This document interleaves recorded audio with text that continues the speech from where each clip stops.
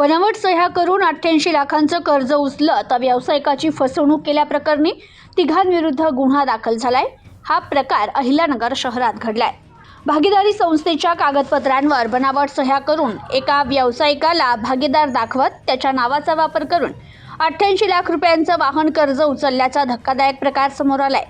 या प्रकरणी मुंबईतील व्यावसायिक रमेश पोखरकर यांनी दिलेल्या फिर्यादीवरून अहिल्यानगर शहरातील तोफखाना पोलिसांनी तिघांविरुद्ध गुन्हा दाखल केलाय। विकास पानसंबळ, अतुल नलावडे, धीरज तनपुरे अशी गुन्हा दाखल झालेल्या संशयितांची नावे आहेत। फिर्यादी रमेश पोखरकर हे मुंबईतील विक्रोळी परिसरात वास्तव्यास असून ते व्यवसाय करतात।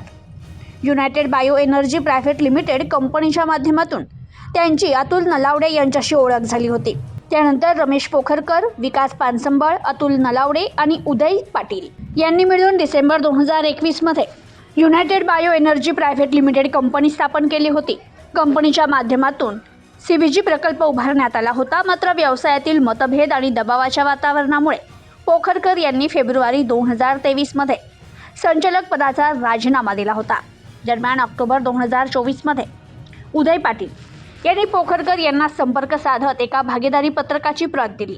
त्यावेळी या पत्रकात त्यांच्या नावे करण्यात आलेल्या सह्या बनावट असल्याचं त्यांच्या निदर्शनास आलं।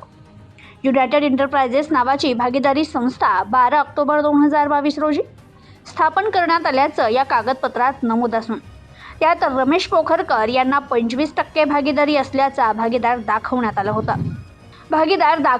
होतं। विशेष म्हणजे या संस्थेचे मुख्य कार्यालय नागपूर येथील व्यंकटेश कॉलनीत असल्याचं नमूद करण्यात आलं असून या संस्थेशी आपला कोणताही संबंध नसल्याचा दावा पोखरकर यांनी केलाय। तसेच संबंधित भागीदारी पत्रकावरील सह्या देखील बनावट असल्याचं त्यांनी म्हटलंय। तर या कथित बनावट भागीदारी पत्रकाच्या आधारे अहिल्यानगर येथील गुलमोहर रोडवरील HDFC बँकेच्या शाखेत चालू खाते उघडण्यात आलं। त्यानंतर 23 मार्च 2023 रोजी याच संस्थेच्या नावे 88 लाख रुपयांचे व्यावसायिक वाहन कर्ज मंजूर करून घेण्यात आलं। या कर्ज प्रकरणात पोखरकर यांच्या नावाची कागदपत्र आणि सह्या वापरण्यात आल्याचा आरोप आहे। संबंधित कर्ज खाते आजही सुरू असल्याचं फिर्यादीत नमूद करण्यात आलंय। याबाबत पोलीस अधिक तपास करतायत। Bureau report, news today 24, Ahilyanagar.